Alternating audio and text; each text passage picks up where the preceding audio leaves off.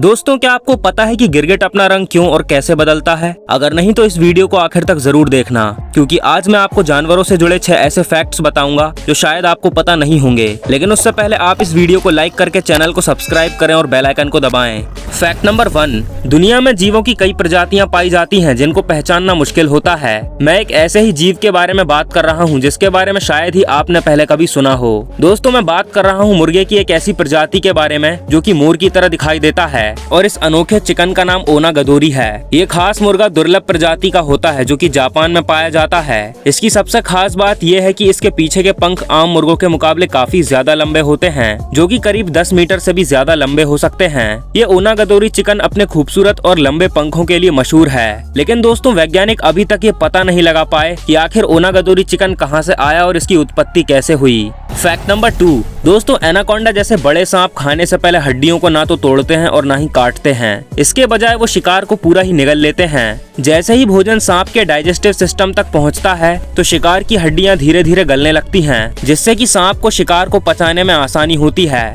सांप को अपना भोजन पचाने में लगभग 5 से 6 दिन लग जाते हैं। और दोस्तों, अगर सांप जहरीला हो तो सांप शिकार को चबाते समय ज्यादा से ज्यादा जहर छोड़ता है। इससे शिकार का शरीर सांप के डाइजेस्टिव सिस्टम तक पहुंचने से पहले ही गल जाता है, जिससे कि सांप को अपना भोजन पचाने में ज्यादा समय नहीं लगता। लेकिन दोस्तों, सांप की कोई भी प्रजाति कभी भी किसी जानवर के फर या बाल को नहीं पचा पाती, क्योंकि बाल और फर केराटिन से बने होते हैं, और केराटिन में कुछ ऐसी प्रॉपर्टीज होती हैं जो कि बालों को सांप के पेट में पचने नहीं देती और वो उल्टी कर देते हैं। फैक्ट नंबर 3, क्या आपको पता है कि जब एक बतख सोती है तो वो अपना सिर अपनी पंखों में छिपा लेती है, और इसी दौरान बतख की एक आंख खुली होती है और वो ज्यादातर एक आंख खुली रखकर ही सोती है। दरअसल दोस्तों, बतख का दिमाग 2 हिस्सों में बटा होता है, जिसमें से दिमाग का आधा हिस्सा उसकी एक आंख को कंट्रोल करता है और दूसरा आधा हिस्सा दूसरी आंख को। यही कारण है कि वो उनके आधे मस्तिष्क को एक आंख के साथ आराम करने के लिए बंद कर देती है, जबकि दूसरा आधा हिस्सा शिकारियों से सावधान रहने के लिए खुला रखती है। और वो अपने पूरे मस्तिष्क के साथ आराम तब करती है जब वो एक बड़े ग्रुप में साथ होती है। फैक्ट नंबर 4,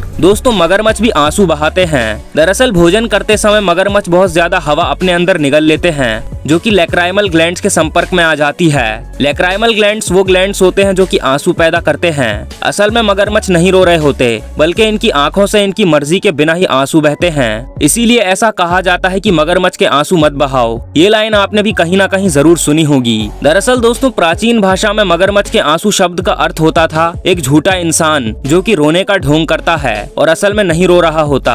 दोस्तों, तब से ही ऐसा उस व्यक्ति को कहकर बोला जाता है जो कि रोने का नाटक करता है। फैक्ट नंबर 5, दोस्तों, ऑर्का समुद्र में रहने वाली एक खतरनाक मछली है जिसे कि किलर वेल कहा जाता है। इसके शरीर पर सफेद और काले रंग के धब्बे होते हैं। दोस्तों, भले ही इसे किलर वेल कहा जाता है, लेकिन असल में ये डॉल्फिन की एक प्रजाति है। लेकिन अजीब बात तो ये है कि डॉल्फिन की प्रजाति से संबंध होने के बावजूद भी किलर वेल यानी कि ऑर्का डॉल्फिन्स को ही अपना भोजन बना लेती है। फैक्ट नंबर 6, दोस्तों, आपने गिरगिट के बारे में ये जरूर सुना होगा कि वो अपना रंग समय समय पर बदलता रहता है। लेकिन क्या आपको पता है कि आखिर गिरगिट अपना रंग क्यों और कैसे बदलता है? दरअसल दोस्तों, गिरगिट के रंग बदलने के पीछे 2 वजह होती हैं। पहली नेचुरल और दूसरी साइंटिफिक। गिरगिट की रंग बदलने की नेचुरल वजह यह है कि वो अपना रंग अपनी सुरक्षा के लिए बदलता है। गिरगिट अपने शिकारियों से बचने के लिए खुद को उसी रंग में ढाल लेता है जिस रंग की चीज पर वो बैठा होता है, ताकि वो शिकारियों को नजर न आ सके। और अगर साइंटिफिक कारण की बात की जाए तो गिरगिट अपना रंग अपनी अलग अलग भावनाओं को जताने के लिए बदलता है। और तो और गिरगिट दूसरे गिरगिट को अपने मूड के बारे में बताने और एक दूसरे को कई संकेत पहुँचाने के लिए भी अपना रंग बदलता है। साथ ही गिरगिट के रंग बदलने के पीछे एक कारण ये भी है कि वो अपने शरीर के टेम्परेचर को सही बनाए रखने के लिए भी रंग बदलता है, ताकि वो गर्मी और ठंड से बच सके।